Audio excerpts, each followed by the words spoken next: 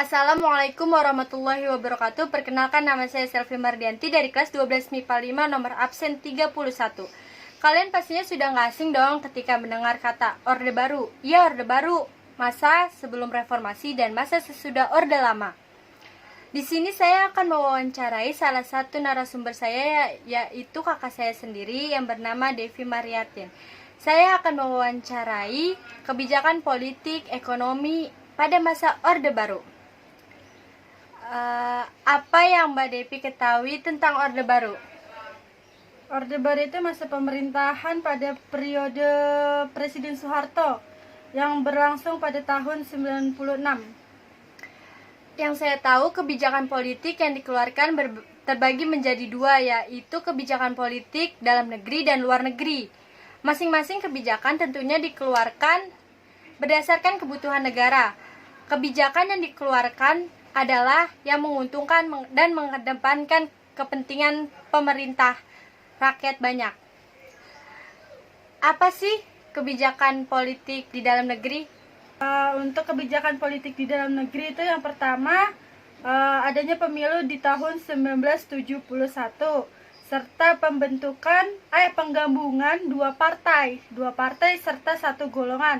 Yang pertama itu ada partai PPP, Partai Persatuan Pembangunan. Yang kedua itu ada Partai Demokrasi Indonesia, dan golongan yang satu lagi itu golongan karya atau Golkar.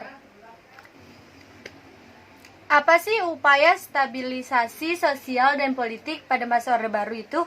Yang pertama itu melakukan penangkapan kepada orang-orang yang sudah join dengan PKI. Lalu penyeragaman ideologi, yaitu menjadi ideologi Pancasila. Yang kedua memberantas ideologi ekstrim atau sayap kanan agamis dan sayap kiri komunis. Lalu melakukan upaya depolitisasi partai melalui kebijakan penyederhanaan partai politik. Apa sih kelebihan dan kekurangan dari pemerintah Orde Baru itu? Yang pertama itu meningkatkan pertumbuhan ekonomi, jelas, yaitu pemerintahan Orde Baru. Terus stabilisasi politik dan sosial. Lalu mewujudkan swasembada pangan.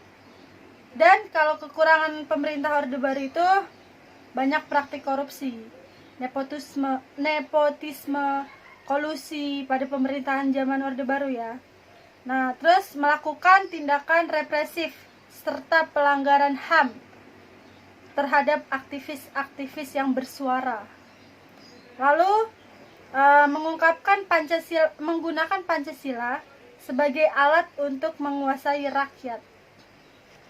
Terima kasih narasumber yang sudah dijelaskan kepada kami. Semoga bermanfaat dan menambah wawasan kami tentang kebijakan ekonomi dan politik pada masa Orde Baru. Sekian dari kami. Wassalamualaikum warahmatullahi wabarakatuh. Waalaikumsalam warahmatullahi wabarakatuh. Dadah.